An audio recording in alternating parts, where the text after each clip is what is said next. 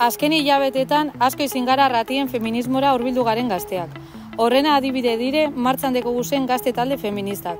Orratzak, ingatu, zaplast eta sugarrak.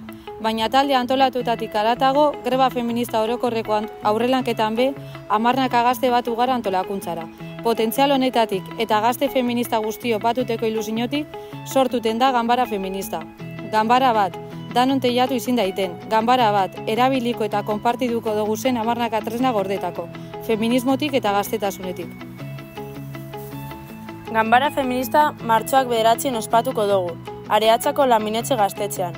Gaztegun feminista izango da, eta bertan Arratieko neska eta transmariboiak batu, alkarresetu eta formakuntzan sakonduko dugu. Espazio seguru bat izango da, eztabaidatu eta ondo pasetako. Anima egunean parte hartutera. Gora borroka feminista!